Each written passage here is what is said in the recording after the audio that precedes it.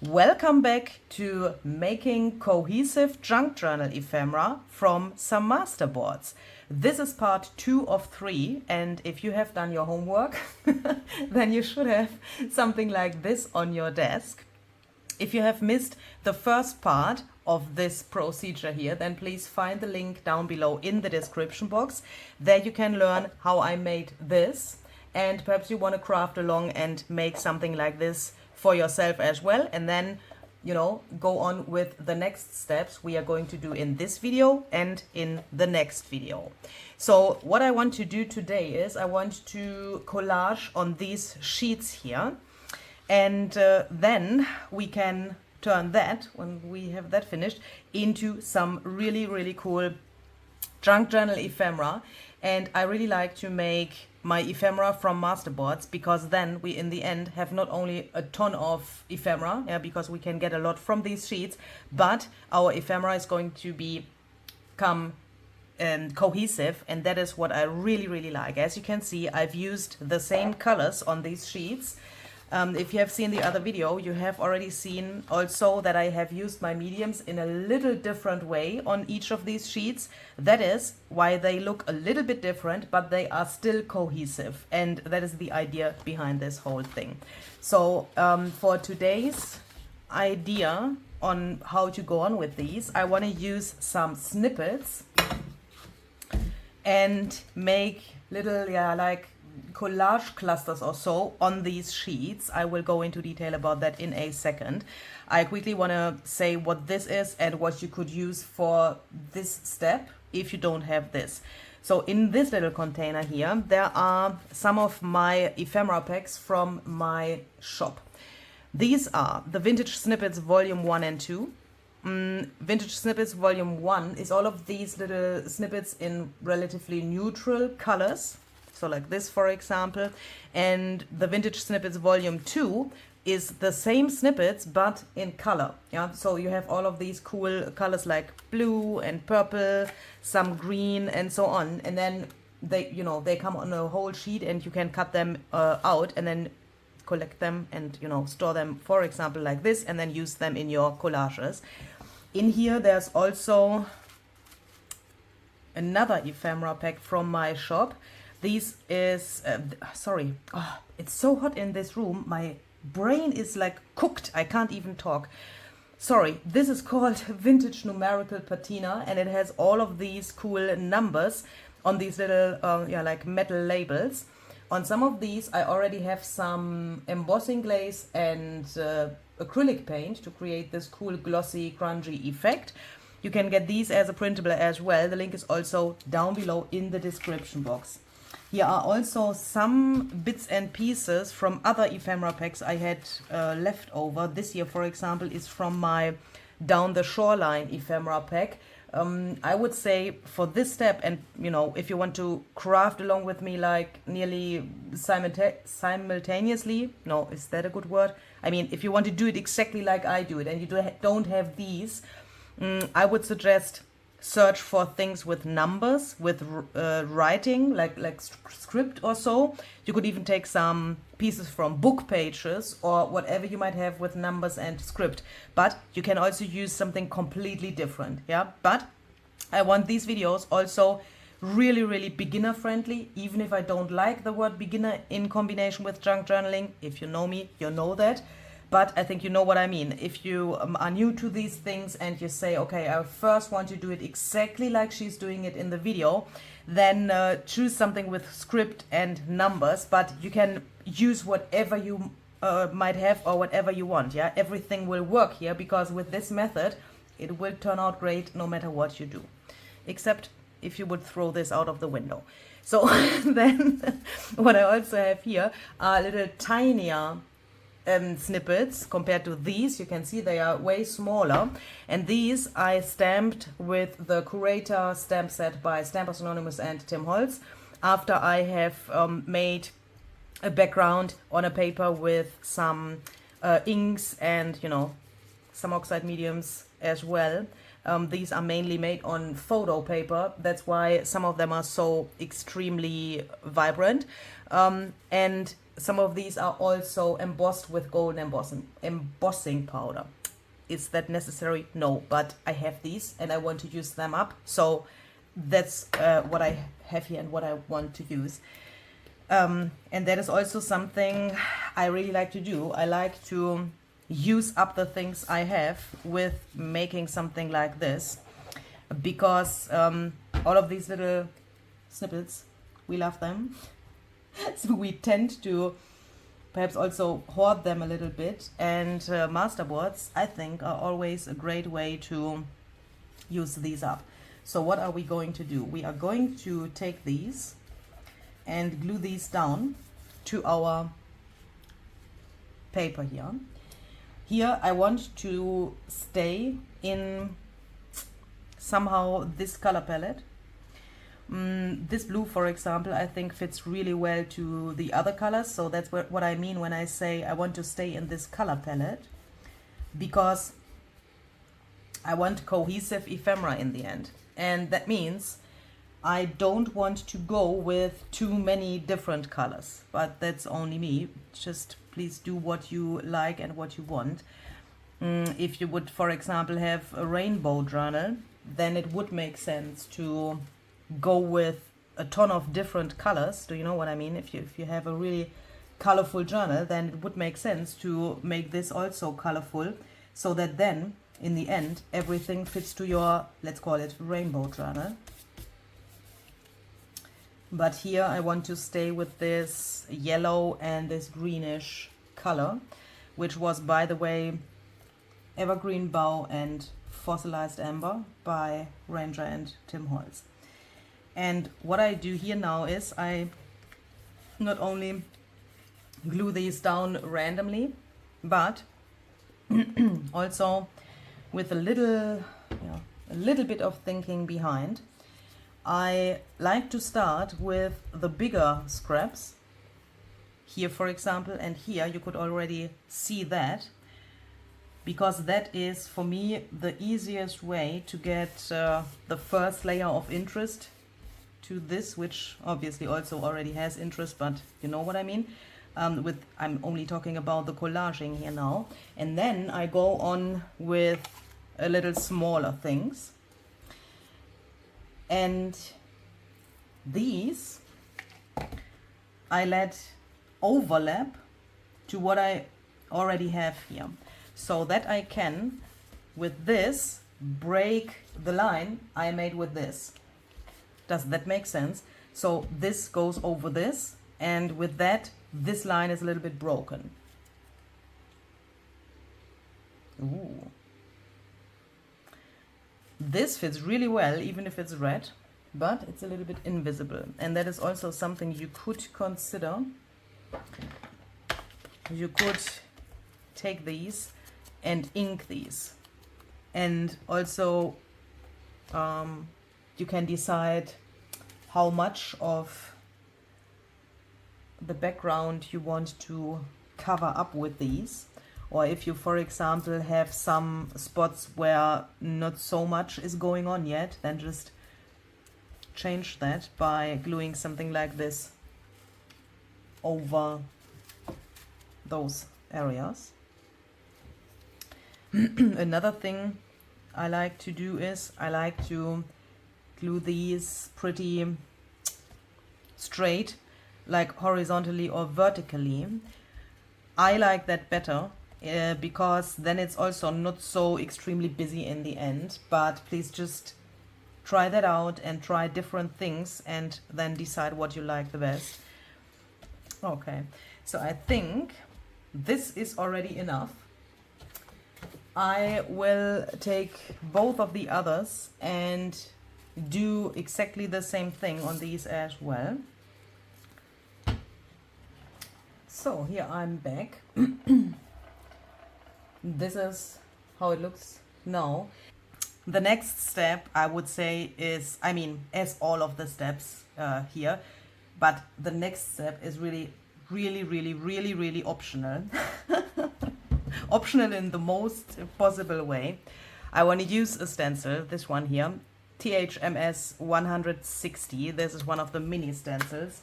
And I want to show you what happens if we add some opaque texture paste. I have the normal one here, which dries white and opaque, obviously, like the name says. And I have the black one here as well. And I think this could have a little bit more white. Like, you know, like a color which is neutral and yes, white for me is a color. Which brings a little bit of lighter texture to this. Because I want that this stays white, I'm going to apply this mainly there where my snippets are, because those are printed to matte photo paper and nothing will happen with this paste. There where the paste is touching my oxide ink and the spray stain we've used last time, the paste could get stained because of the liquid in the paste. The sprays can get reactivated. That sometimes happens more or less intensively. And because I want that these crosses stay white, I try to put that there where the snippets are. So let's perhaps use these circles here in black on the next one. And here I don't have to pay attention to where I put these, because this is black, yeah, and it will not get stained by the mediums we already have there. So this is a really safe thing.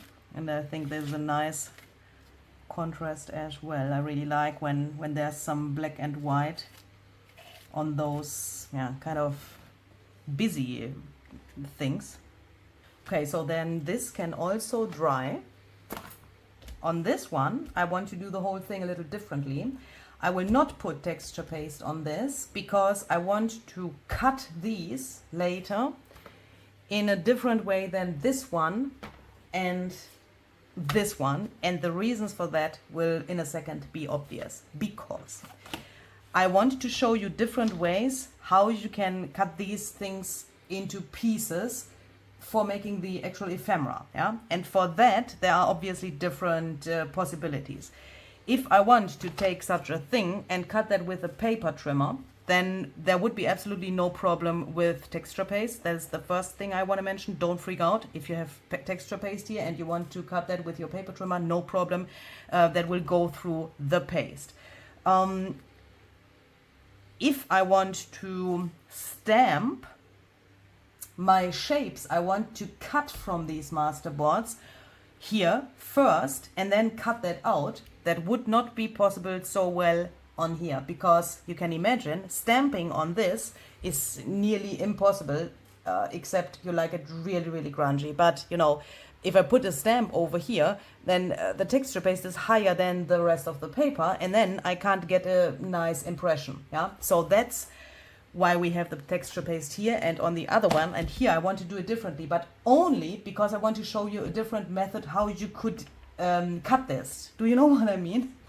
So for that, we are going to take this little thing and this little thing, which comes from the Field Notes stamp set by Stampers Anonymous and Tim Holtz.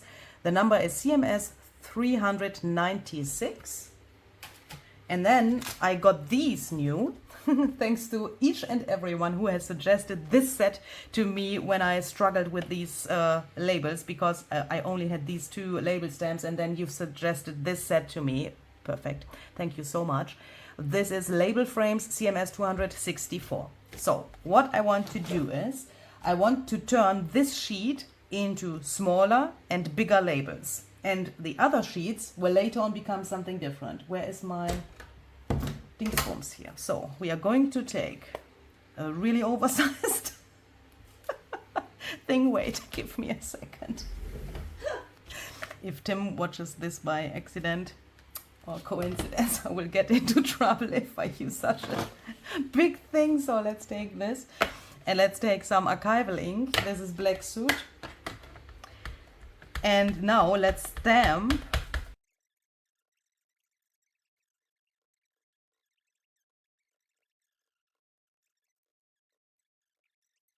and I'm trying to stamp these really close to each other, but without focusing on what's going to be on each of the labels. Yeah, I'm just stamping, because that way it is, well, you can see it, and compared to cutting it blind, you can see what you are doing and what's going to be in or on one of these labels later. But I don't want that. I don't want to focus on what is going to be here now, because we can do that later. We can later, when this is, I mean, when this is cut out, they will look totally different, and what you then see is completely different than what you see now, because you see them, you know, as separate things instead of this whole sheet, and that is a totally different thing.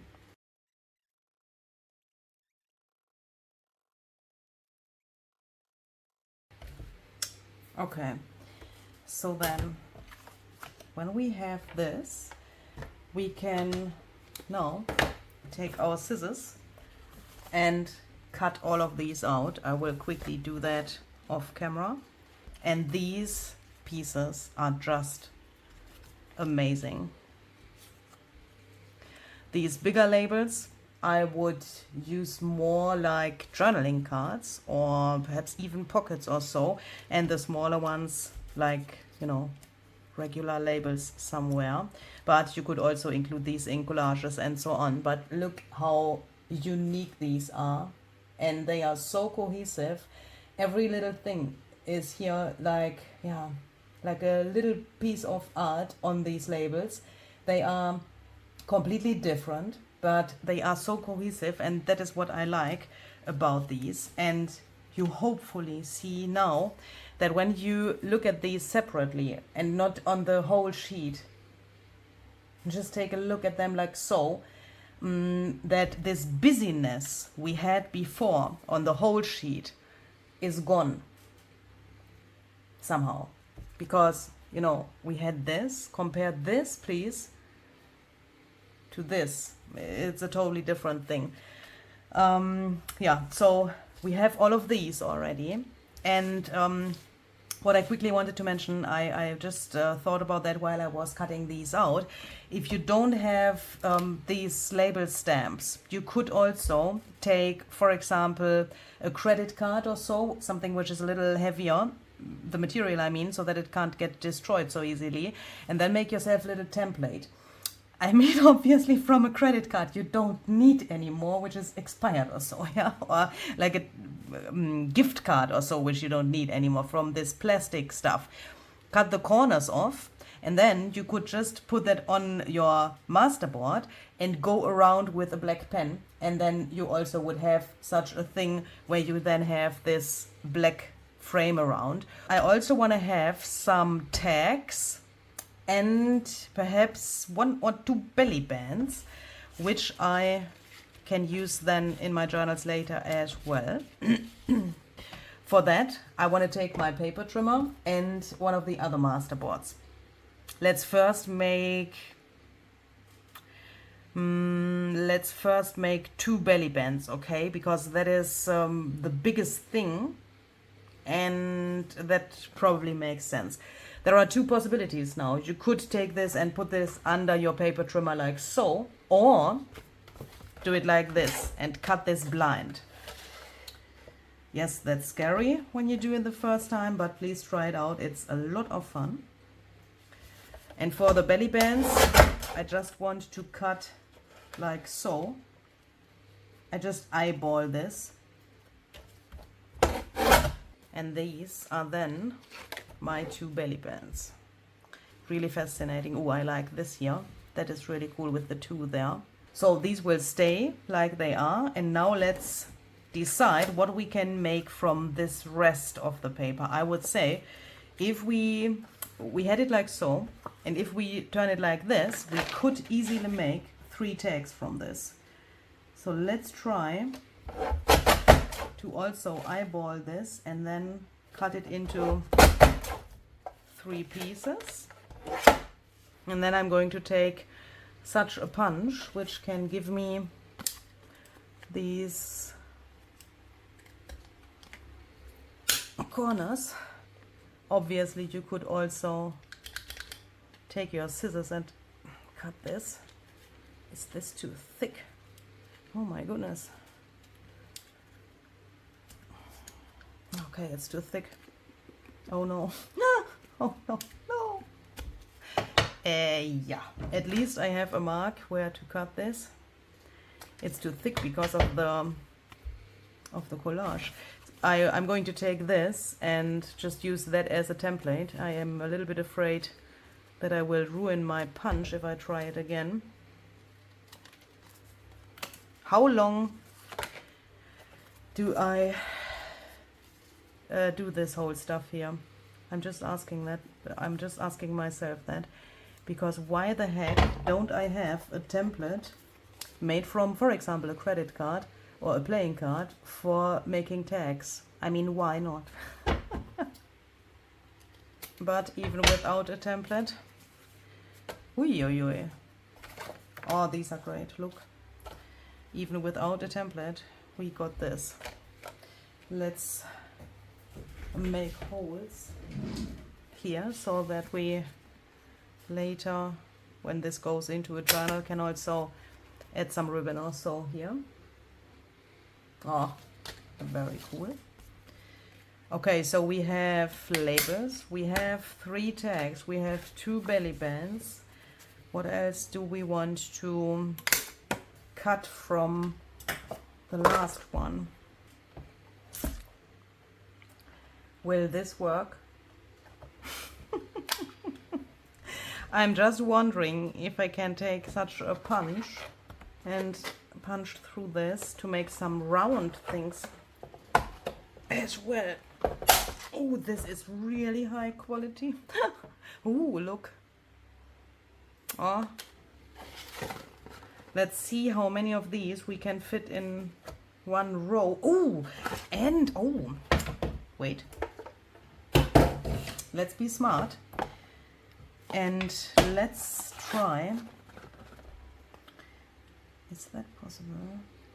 Wait, give me a second. This is 2.5 inch, and this is like only 2, so a little smaller. So I'm wondering if I can fit on this whole length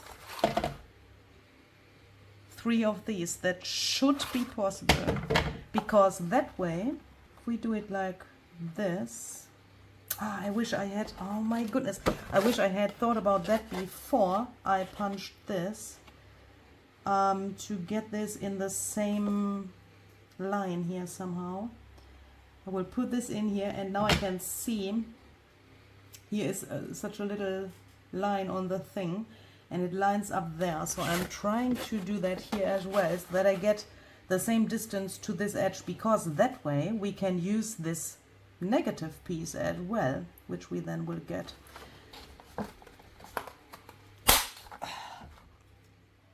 Oh my goodness. Oh, look how cool this looks. This is perfection. Oh. I think I could even, yeah, I could even fit a 3rd hole in the same size here, but let's try to use this, which is a little smaller. Oh, it's really hard. Oh, okay. It's too thick, but I will not give up. I want to have this circle. So what I'm going to do is I'm just going to take my scissors and try to cut along here. This is a little bit wonky now, but it's nice. And then we can take our paper trimmer back, and by cutting here we have another nice belly band where we can then use these circles for putting something in. We could even use some acetate and put that behind here so that we have a see-through thing. Or what I thought is we could also cut them apart. I mean, since we already have 2 belly bands, this is just, you know, for demonstration, because now you might think, hey, why has she put that into the center of this thing when she now cuts it apart? It's just for demonstration, yeah, that you have more more ideas what you could do with these. And I also think it was helpful to line them up, because that way we have approximately the same width of the frames around here. I think that is really cool. Specimen cards or other little things could be made from this.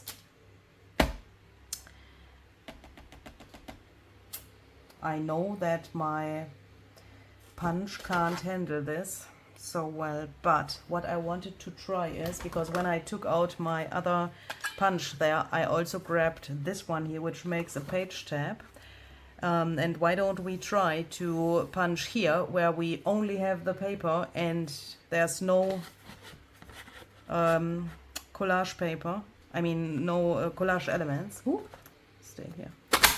And that way we can easily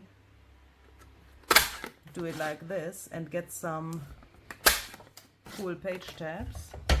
You could also cut a strip, fold that in half, and then use your scissors to cut this shape here, or something like a corner rounder or so. That would also be possible if you don't have such a punch.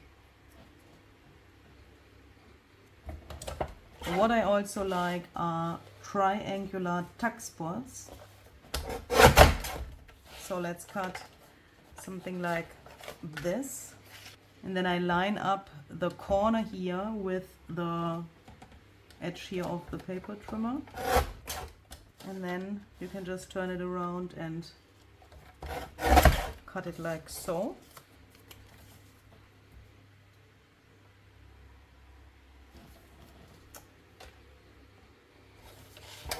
This here would make a great pocket, and the strength of this now determines that the pocket later on will go in my journal like so, and not like so, because here it's thicker with the texture paste and the collage material. So I'm... Oh, what is this now? Did I ruin my punch? Why can't I... Oh, it's so hard to do it in the air. Let me try it on the table. I think I just ruined my punch. What is this now? It doesn't close anymore. I'm freaking out. What is this? Okay, I just ruined my punch. How is that possible? Holy oh, I want to throw an F-bomb. I bought this new. I'm freaking out in a second. Okay, that's obviously live. Don't do that, okay? Just don't do that. Oh my goodness, I want to freak out. Let's do it the traditional way. Oh my goodness. Let's just take scissors. Oh, I want to cry. And cut this into a pocket. And these, I think, let's make some smaller tags, because these are already pretty big, aren't they? And if we compare this, if I now, you know, cut this width, then we have small tags as well.